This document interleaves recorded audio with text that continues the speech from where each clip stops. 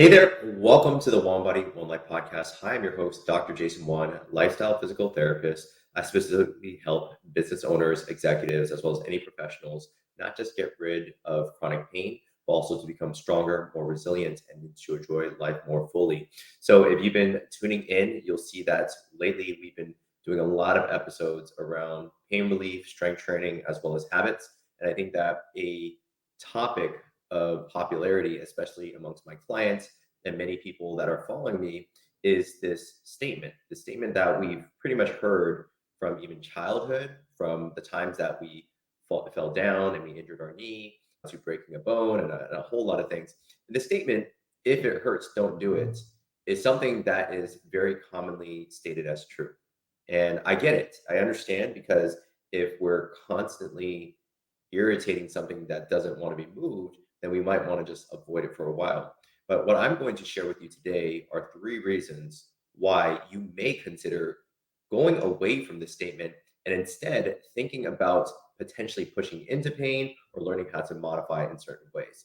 So, right now, a lot of my clients that have chronic pain that's lasted longer than 3 months, a lot of them are living potentially in a state of anxiety, right? Because they have been dealing with this pain for a while. It perpetuates depression.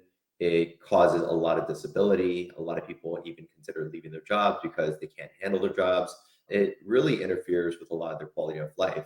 And I think that a lot of people are told this exact statement, which potentially it does protect them potentially in the short term, but it creates a lot of long-term repercussions. And again, what I'm going to share with you are three reasons why you may turn away from the statement, if it hurts, don't do it. So the very first thing, the very first reason why you may consider not following the statement is because it perpetuates fear.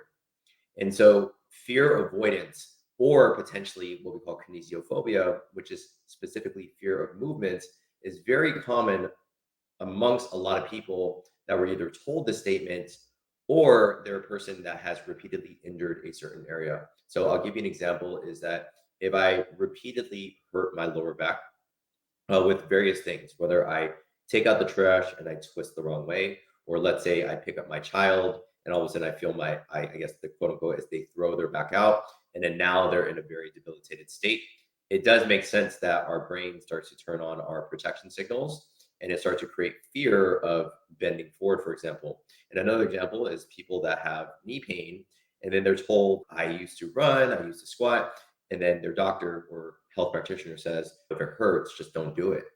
And I think that statement creates and perpetuates them down this path that causes more fear instead of more empowerment. The way that I've always been able to help my clients is to try to turn away from the statement and instead think about how they can potentially still modify the way that they do things to still be able to do that activity. So, for example, if they're a runner, and it may be a lot of different factors, and that's why a physical therapist or coach like myself may be able to help them because we potentially get them on a treadmill. We see that they're having some knee pain, but then we can alter the mechanics. We can increase their cadence. We can change out their shoe wear.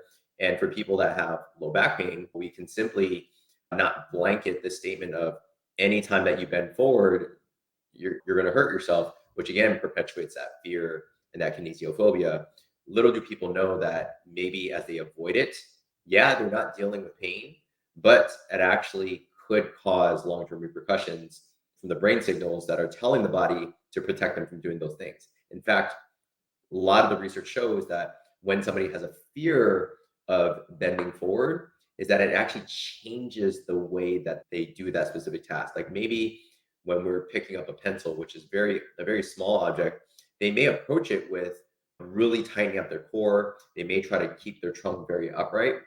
They may try to like really just stay as upright as possible and not even bend forward whatsoever. And again, when you alter the mechanics that way, it can actually cause more pain. It can tighten up the lumbar paraspinals and cause more pain as a result of a more protected version of doing a simple task like picking up a pencil.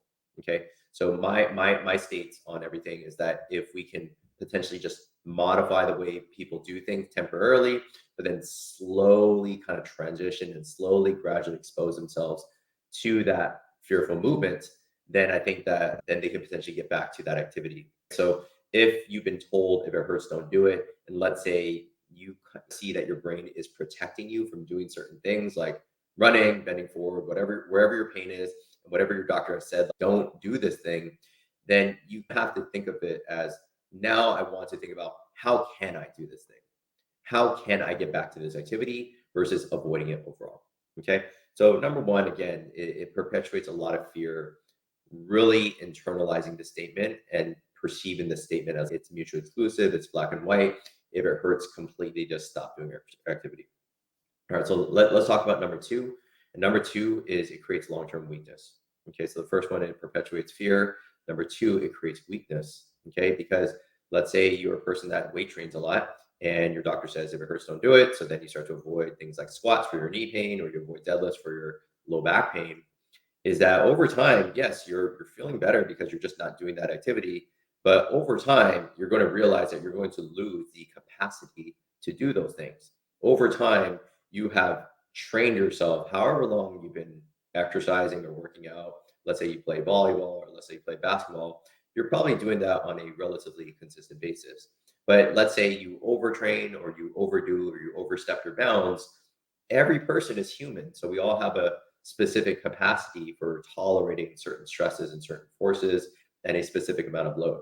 And that's just the name of the game is that exercise we know is important to us. It's important for our musculoskeletal health and our health in general for literally every aspect of our body, including just living longer. But when we have a certain pain and when we accept this statement of if it hurts, don't do it, then that's what creates that long term weakness. You stop doing that activity, you eventually lose the capacity to do that specific desired activity. And so when you allow things to calm down, let's say it was some form of tendonitis, and let's say you just completely just take a break, completely take a break from that activity, and let's say you take a break for 1 month. Let's say you take a break for 2 months, or let's say you take a break for 3 months. Now, over time, not doing that activity, you eventually lose that capacity to do it. So when you decide, man, my tendonitis feels better, and that should happen because over time, if you just completely rest a painful joint or a painful muscle, that area is going to calm down. Your body is going to regenerate itself, and that area is no longer going to hurt. But guess what happens when you go back to that activity? And oftentimes we don't have a certain sense of transitioning slowly into an activity. Some of us are just more stubborn and we just say, hey, if I play basketball, I'm just going to play 2 hours with my friends. Or if I run, I was already running a mile 3 months ago, so now I'm going to run a mile again. You're going to realize that muscles and mitochondrial density and all the endurance aspects in that muscle have faded away over time. Therefore, that tendonitis may just come back with a vengeance. Or maybe you're going to hurt another area like a ligament or a specific cartilage area. So that's why I say that when it hurts, don't do it. And let's say it's a runner that comes in, I'm rarely telling them to stop running. I'm always telling them that, like, why don't we just try to get back into running literally tomorrow or the next day, but let's do it under certain guidelines. And those certain guidelines are specific parameters where we are pushing that painful area a certain amount so that it induces positive adaptations to strength, mobility, etc. But we're going to say that we're going to do this in a controlled environment so that you're not overstepping your bounds, you're not flaring yourself up, and that therefore, this term that we always say is that we want to train smart. We don't want to necessarily just always train hard. So when we train smart and when we're taking a specific painful area to a certain limit, but we don't surpass those limits, what that does is that it pushes those limits up. And now we're slowly building capacity despite pain, and we don't have to wait for pain to completely go away before we go back to a certain activity. Okay. Sometimes we have to use like knee braces. Sometimes we have to temporarily use external objects in order to feel better. Sometimes we need to be a little bit more concerted with doing some soft tissue work, like some mobility. I'm not promoting this right now, but maybe like a massage gun or a foam roll, like you make that area feel better prior and you thoroughly warm up that area so that when you go back to that activity that was previously causing you pain, it may not be as painful because you're learning to adapt, you're learning to incorporate better warm-ups, you're learning how to take care of your body better.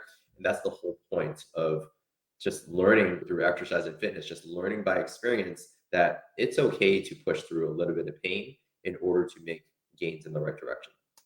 Okay, so let's talk about number three. I'm going to give you a term that maybe you might not have heard of. And so number three, why you may turn away from this term if it, or the statement, if it hurts, don't do it, is because it decreases your window of function. Okay, so notice that I use specifically this window, and this window here was a very large window. I'm going to give you an example. This window of function is essentially this term that I use to depict what activities are available to you. So example is my son, who is 3 years of age right now. He legit has not even lived enough life to to to create bad habits right now. To create bad habits around movements. He doesn't really have a lot of fear around falling down or like falling off the play structure. So his limits are pretty limitless. He's willing to jump off a play structure and just land on his feet and just be like, "So what? I did it." But if you have a history of knee pain, when you're a parent, you're likely going to second guess yourself by jumping off like a high play structure and be like, I wonder how my knees are going to feel after this, right? My son doesn't have that fear. And because he essentially has almost seemingly a limitless amount of opportunities and a limitless amount of things that he can do functionally, his window is like very large. That window of function is extremely large. However, if my son over time he sprains an ankle, or let's say he breaks his forearm by falling off the monkey bars, he may eventually learn that I need to be more careful on these monkey bars. Okay. He may learn a specific manner with which he's more careful and that he's like really gripping it hard. And again, we want to make sure that we can push people to their absolute limits while also making sure that we're not causing more fear, anxiety, or again, perpetuating weakness by telling him, you hurt yourself on that monkey bar, so don't do it anymore. If you said that to a small child, he may eventually just deem that as true and he may just avoid that. But what that ends up doing is that he doesn't develop good grip strength, he doesn't develop good forearm strength. Let's say he breaks that forearm, might forever stay weak. And this is what happens with like even ACL reconstructions. I used to do that a lot when I was working at my previous job at a sports clinic. And these people, as a lot of these other practitioners around me would say, if it hurts, don't do it. And guess what happens? Guess what happens with these people with ACL reconstructions? They end up living in a state of fear. They don't go back to certain activities. They oftentimes have quadricep or even hamstring atrophy. What that means is that muscle loss. You can physically see that the muscle in the right quadricep is different and it's different from the left quadricep being the surgical knee, and that left leg circumference wise is actually physically smaller. Okay. Now, is that because of improper rehab? Maybe. Is it because they weren't loading it effectively? Maybe. But also, if we're telling our clients and potentially our patients, if it hurts, don't do it, or you've been told that, you may realize that area is more vulnerable to stress. You're protecting that area more. And that's not the right way to go about rehabilitation. So if you are somebody that has had developed some fear or developed some uncertainties, maybe that area's gotten weaker, guess what? You are going to decrease that window of function. Okay, that window becomes smaller. That means that certain activities, even day-to-day activities, even instrumental activities of daily living, from shopping and all these things, even your sports and your activities, those become more limited as a result of abiding by this if it hurts, don't do it type of statement. That induces fear. It induces also weakness, but not just that, it decreases your window of function. So you can slowly increase that window of function, potentially in a controlled manner. You can do this yourself. Simply write on a piece of paper, this is the activity that I've been avoiding, and then put the date on the left side. Then you'll simply put an activity right next to it, create another column, and list off literally the parameters by which you're getting back to those activities.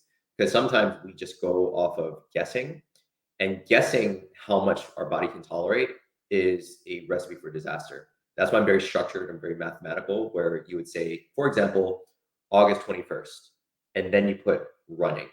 And then what you do is you'll put the parameters that you're going to abide by. I'm going to test out a 3-minute run followed by a 1-minute walk. And then I'm going to do that twice over. So it's 6-minute run, 2-minute walk. And then the notes or the symptoms, you can put that on the last column.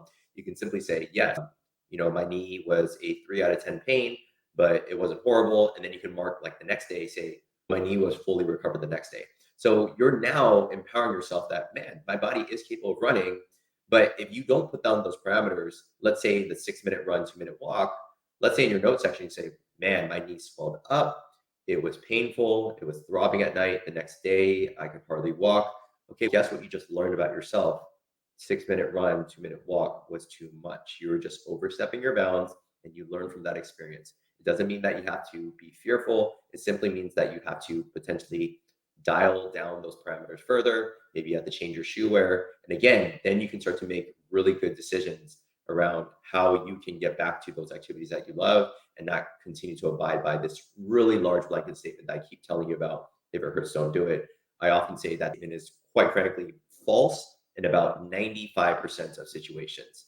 Like maybe if you have a broken bone, maybe if you just tore your Achilles, maybe if you have cancer, for example, maybe you have like severe peripheral neuropathy and these other comorbidities that may be preventing your healing process, like type 2 diabetes, uncontrolled diabetes, maybe you have a ventricular tachycardia, and anything where you actually have true precautions that may say maybe the statement you might take it with a grain of salt and say there is some truth to it. But like I said, for most people's situation, that most of the clients that I see, 95% of the time, the statement is absolutely false. And you could potentially, because of these 3 reasons, empower yourself to get back to those activities sooner rather than later, or potentially get back to those activities that you thought, man, this is the end of it. I'm no longer going back to activity. So hopefully this episode, this training here really empowers you to learn that your body is extremely resilient. Your body is capable of handling stress. You just have to empower yourself to do. If you feel like you want some help to do this in a controlled manner, that's where potentially I come in and we were able to do an evaluation. Literally, we actually helped over 2,000 people worldwide. So anybody that is wanting some form of coaching or some ability to be able to get back to those activities without pain limiting them, then let me know. Feel free to drop us a line. You can text us at 415-965-6580, or you can also email us as well. You can email support@FlexwithDoctorJay.com. Let us know which episode you listened to and just say, hey, I'm looking for potentially some help from us. So that's it, what I got for you guys today. If you have any questions, feel free to drop us a line. Also, this will be on the One Body, One Life podcast. So if you feel like this was an extremely helpful episode, definitely leave us a 5-star rating, as well as leave us a potential review. That allows other people that may be searching for relevant topics like this can be able to find that a little bit quicker. So that'd be great if you can support us by leaving a 5-star review, either on Apple, Spotify, Google Podcasts, YouTube Music, anywhere on those ends. That would be greatly appreciated. So I want to leave you with how I always leave this podcast. We only have one life, one body. Make every action you take be one that makes you a better version of you. Take care and have a beautiful rest of your day.